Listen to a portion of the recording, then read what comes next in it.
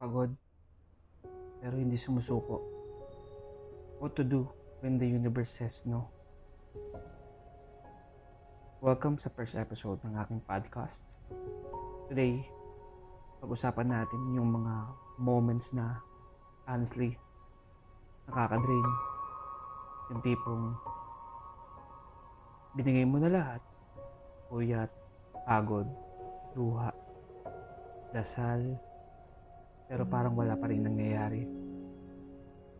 Yung feeling na parang galit sa'yo yung tadhana. You're trying your best.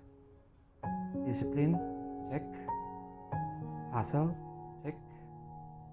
Pero bakit parang sarado lahat ng pinto? Bakit parang ayaw sa'yo ng universe?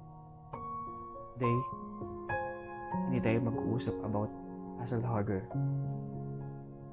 We are talking about what to do when your best feels like it's not enough. Sabi nila, try and try until you succeed. Pero paano kung pagod ka na?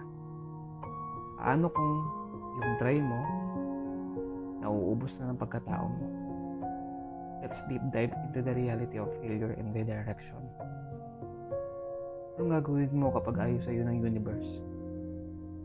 Well, number 1, tanggapin mo na okay lang mapagod. Normalize the burnout. Huwag mong i-gaslight ang sarili mo. Masakit na hindi gumagana yung plano mo kahit ginagawa mo naman ang lahat. Valid yun. Hindi ka tamad. Hindi ka mahina. The action. Take a mental break. Hinga ka muna. Minsan, kaya tayo paulit-ulit nagkakamali kasi masyado na tayong pagod para makakita ng bagong paraan. Number 2. Rejection is often redirection. Minsan, ang no ng universe ay hindi dahil ayaw niya maging successful ka. Minsan, pinoprotektahan ka lang niya isang path na hindi para sa'yo. O baka, may mas magandang plano na hindi mo nakikita. Imbis na ipilit mo yung sarili mo sa isang saradong pinto, tingnan mo yung mga bintana. Baka ang kailangan mo ay hindi more effort, hindi pivot direction. Pivot, don't quit. Huwag mong bitawan ang pangarap.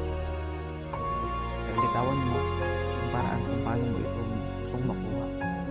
Kung hindi gumana yung plan A, may 25 letters sa alphabet. Evaluate your strategy. Tanongin ang sarili. Baka kailangan ko ng bagong skills or baka kailangan ko ng ibang mentor. Number 4. The law of surrender. Let it go for a while. Minsan, the more na sinasakal natin yung goal, lalo itong lumalayo. Parang paghuli lang ng manok.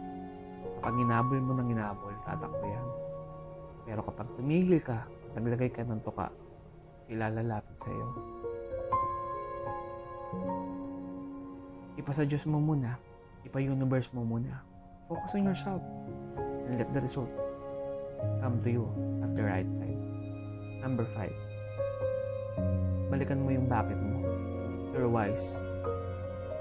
Bakit mo ba ginagawa to? Para ba sa'yo? O para mapatunayan na magaling ka sa ibang tao?